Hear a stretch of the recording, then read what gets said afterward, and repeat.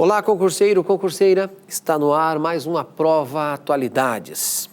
E trouxemos para este encontro o seguinte tema: o Paraguai e sua relação com o Mercosul. Lembrem-se que com a queda de Lugo lá no ano de 2012, os líderes do Mercosul e da Unasul, União das Nações Sul-Americanas, decidiram que o Paraguai tinha que se afastar, ficaria fora do bloco do Mercosul. Com as eleições livres que ocorreram no dia 21/4/2013, o Paraguai será reintegrado ao bloco econômico da América do Sul. Tome nota, concurseiro, concurseira. O Paraguai ficou fora das reuniões do Mercosul depois de 20 anos. Esse é um fato inédito. Para relembrar esse ponto da questão da separação do Paraguai do Mercosul, quero que você acompanhe essa matéria. Vamos lá. O Mercosul decidiu suspender temporariamente o Paraguai do bloco até as novas eleições presidenciais do país em 2013. E durante reunião da cúpula dos chefes de Estado do Mercosul, em Mendoza, na Argentina, foi anunciado que a partir de 31 de julho, a Venezuela passa a fazer parte do bloco econômico. A presidenta da Argentina, Cristina Kirchner, deu boas-vindas ao presidente do Uruguai, José Mujica, e à presidenta Dilma Rousseff. Assim começava mais uma reunião do Mercosul, que decidiu pela adesão formal da Venezuela ao bloco no próximo dia 31 de julho, no Rio de Janeiro. Convidamos a cada vez mais países a integrar o Mercosul e esperamos que no dia 31 de julho o processo contínuo e sistemático, porque passou a integração da Venezuela no Mercosul, seja concluído. E espero também que outros países possam agregar a esse esforço. Mas nos 21 anos de história do bloco econômico, outro fato inédito foi a não participação no encontro do Paraguai. A suspensão foi uma resposta ao processo de impeachment do ex-presidente Fernando Lugo na semana passada. O Mercosul considerou que Fernando Lugo não teve tempo de se defender, já que o processo a toque de caixa durou menos de 48 horas. Para o Mercosul, o que ocorreu no Paraguai é uma quebra da democracia. É por isso que está temporariamente suspenso das reuniões do bloco até que ocorram novas eleições presidenciais em abril do ano que vem. É uma sanção política. Em termos econômicos, continua tudo como era antes. O Paraguai segue se beneficiando, por exemplo, da tarifa externa comum, que é um imposto cobrado pelos países do bloco sobre os produtos que vêm de fora do Mercosul. A sanção econômica foi evitada porque o Paraguai não está nem entre as 100 maiores economias do mundo. De acordo com a ONU, a economia paraguaia somou no ano passado pouco mais de 36 bilhões de dólares. A presidenta Cristina Kirchner disse ainda que uma sanção econômica atingiria não o governo, mas o povo paraguaio. Já a presidenta Dilma Rousseff defendeu que existe um compromisso democrático na região. Nós somos uma região que há 140 anos vive sem guerras. Nós somos uma região pacífica, uma região sem conflitos étnicos e sem perseguições religiosas. Nós somos uma região que fez todos os seus organismos baseados num compromisso fundamental com a democracia. Isso que você acabou de ver na matéria deve ser um ponto importante, porque ele pode ser um enunciado de uma questão que venha a ser cobrado na prova. Então, precisamos sim recordar desse histórico do afastamento do Paraguai do Mercosul. Após o resultado das eleições, o presidente do Uruguai, José Pepe Mujica, disse que o Paraguai poderá ser integrado ou reintegrado ao Mercosul. Lembre-se que existe, concurseiro ou concurseira, um conflito muito grande entre o Paraguai e a Venezuela. E o Paraguai nunca aceitou a entrada da Venezuela no Mercosul. Mas quando este foi afastado do bloco, o que aconteceu? Uma reunião no norte da Argentina que integrou a Venezuela ao bloco. Na época, a Venezuela ainda tinha o Hugo Chávez na presidência. Quem sabe agora, com Maduro e o novo presidente do Paraguai, este conflito possa ser resolvido. O novo presidente, que é Horácio Cartes, que já foi também convidado para participar da próxima reunião do bloco, que acontecerá no mês de junho em Montevidéu. Com isso, eu reafirmo, durante um bom tempo, o Paraguai vai estar aí no noticiário. Eu ficaria atento a isso, porque servirá de inspiração para as próximas bancas que lidam com a questão de atualidades mais relacionada ao mercado internacional, à compra e à venda. E, é claro, o Mercosul, que necessita se fortalecer até para que a região ganhe mais poder de barganha com o restante do mundo. José Mujica, que é o atual presidente do Mercosul, ok, e também o líder uruguaio, entenda o seguinte: atual presidente, eu digo porque esse é um cargo rotativo, de 2 em 2 anos acontece a troca. Ele disse em um comunicado que ficou satisfeito com o pleito. Deu a entender que tudo ocorreu dentro da normalidade, abre aspas aí. Agora, uma questão simbólica. Se você parou para analisar o noticiário, deve ter percebido que o Brasil, através da presidenta Dilma, foi o último a se pronunciar, a ligar para Carter e desejar a ele uma boa presidência. Isso tem um simbolismo. O Brasil demorou, ficou esperando aí se existia ou não nenhum questionamento em relação às eleições. Vale a pena ficar atento a este ponto também. Esse ato simbólico que pode ter desdobramentos políticos lá na frente. Tome nota, concurseiro, concurseira, de um dado histórico.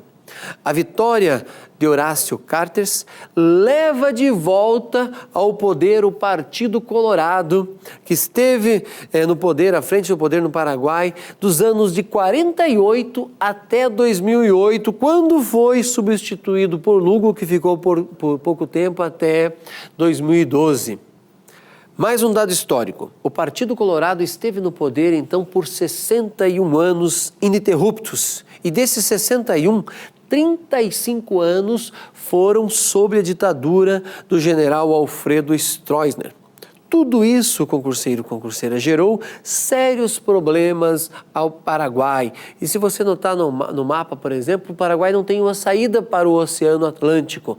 Ou precisa dos favores do Brasil ou da Argentina através do Rio Paraná. Para entendermos como está o Paraguai do ponto de vista social em relação aos seus vizinhos, eu quero que você me acompanhe agora neste gráfico que descreve a situação. Vamos lá.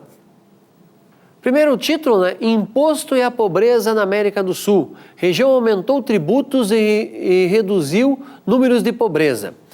Analise, tem dois lados este gráfico, Carga tributária, PIB, que vai de 2001 a 2011, e depois vem a linha da pobreza em percentagem também, que vai de 2000 a 2002, depois de 2009 a 2011. Não vou ler todos os números, apenas aqui os principais, concurseiro, concurseira. Veja ali na carga tributária, por exemplo, a Argentina, 2001, que era de 20,94, passa para 34,89. O Brasil, que era de 31, vai para 34,76. E depois a Bolívia, de 16,97, indo para 22. Então aí os principais, com o Uruguai lá embaixo, de 22,37 para 26,54. Agora o que eu quero que você veja mesmo é o gráfico do lado direito. Olha ali, linha da pobreza em percentagem da população. A Argentina não tem dados. Por quê? Os dados não são confiáveis. Até o New York Times já disse que não mais divulga dados da Argentina, porque o IBGE dele está manipulado pela presidência Cristina Kirchner. Daí vem o seguinte, veja o Brasil, Comparando, olha a linha da pobreza, de 34,4 passou para 20,9, uma diminuição considerável. Olha a Bolívia, de 62,4 para 42,4. O Chile praticamente caiu pela metade. A Colômbia tem uma diminuição considerável. Agora veja o Paraguai, concurseiro, concurseira. 59,7 e caiu para apenas 49,6. Olha o Peru como tem uma diminuição bastante considerável, de 42 para 18. O Uruguai também, mais ainda. A Venezuela também bastante considerável a sua queda na linha da pobreza. Registre isso, concurseiro, concurseira. O Paraguai ainda vai aparecer muito no noticiário. Isso porque, a partir de 15 de agosto, o novo presidente terá que administrar um país que metade da população é pobre ou indigente. Outro ponto importante, o Paraguai é o país sul-americano que menos diminuiu a pobreza nesse século, como vimos no gráfico anterior. Este dado está diretamente vinculado à baixa carga tributária que existe no país. Claro que também a baixa industrialização que esse país tem. Basta você relacionar, por exemplo, com a energia de Itaipu. O Paraguai tem direito à metade da energia gerada na maior usina geradora de energia do mundo. Só que não usa. Automaticamente ele repassa para o Brasil. Porque se o país usasse essa energia, você poderia fazer a seguinte relação. Teria mais pessoas comprando, por exemplo, lavadoras, liquidificador, teria mais indústrias utilizando energia e automaticamente gerando empregos. Como isso não acontece, eles acabam repassando para o Brasil. Concurseiro, concurseiro. Repito, o Paraguai ficará ainda por um bom tempo no noticiário. Pode sim influenciar as bancas que vão trabalhar questões de provas sobre atualidades. Você deve ainda relacionar o Paraguai com a questão da linha de fronteira, a chamada ponte da amizade que o nosso país tem de ligação com este país e automaticamente a possibilidade da construção de uma nova ponte que venha viabilizar ainda mais o deslocamento de pessoas entre Brasil e Paraguai. E automaticamente gerando lá na frente, ampliando o chamado problema com os sacoleiros. E é interessante essa discussão, ao mesmo tempo que o Brasil tenta barrar esses sacoleiros, ele abre mais uma ponte que facilita a entrada. A gente acha aí que tem um conflito. Por que fazer isso? Você deve voltar no tempo e pensar que o Paraguai foi catapultado pelo Brasil lá na construção da usina de Itaipu e também na construção da BR-277, que o Brasil fez questão de construí-la para que o Paraguai tivesse acesso com o Oceano Atlântico e ele não ficasse submetido à Argentina para sair pelo Oceano Atlântico. Veja, esta é uma questão de geopolítica que hoje, aos nossos dias, nós precisamos voltar na história para entender melhor e dar a impressão aí que alguém não está sabendo fazer a coisa direito. Mas se faz necessário que, de uma maneira ou de outra, o Brasil colabore para que o comércio paraguaio se desenvolva, mas automaticamente precisa combater não só o descaminho e o contrabando de mercadorias. Nossa questão de prova em relação a este tema. Sobre o Mercosul, todas as afirmativas são corretas, exceto, vamos lá, letra A. É um bloco econômico fundado na década de 1990 por Brasil, Argentina, Uruguai e Paraguai. Perfeito, verdade essa questão, tome nota então. Letra B. As ligações rodoferroviárias existentes são inadequadas ao grau de intensificação do comércio que se propõe. Verdade, concurseiro, concurseira. Veja só, uma visão atrasada, limitada, fez o seguinte: cada país adotou uma bitola, por exemplo, para as ferrovias. Então, um trem, quando chega no limite entre um país e outro, o trem não pode seguir. Precisa ser feito a baldeação. Isto encarece as mercadorias. Foi uma atitude militar que hoje atrapalha o Mercosul, questão verdadeira. Vamos ver o que diz a letra C. O potencial dos mercados consumidores nacionais constituiu uma vantagem maior para os demais membros do que para o Brasil. Verdade isso. Faz uma conta rápida.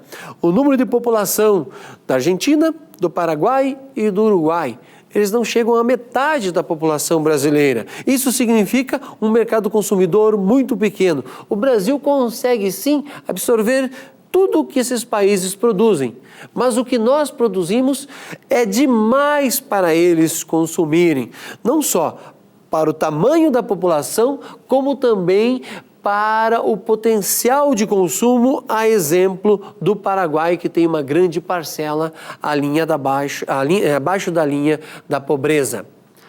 Vamos ver o que diz a letra D. É um acordo que regula o livre comércio entre os países membros e entrou em vigor em 1º de abril de 1995. Também é verdade esse dado histórico, tome nota disso, concurseira, concurseiro. E agora, se temos que achar uma errada, sobrou a letra E, que diz o seguinte: é um movimento de resistência ao processo de globalização econômica e cultural e tem como objetivo difundir a ideologia bolivariana apregoada por Hugo Chávez. É completamente errado. Na formação do bloco nem se cogitou a entrada da Venezuela e é justamente um bloco para promover a globalização. Já que procurávamos a errada, é esta mesmo, a letra E. Concurseiro, concurseira, fecho esse tema, reafirmo que ele voltará muito no noticiário, fique atento, estude ao máximo.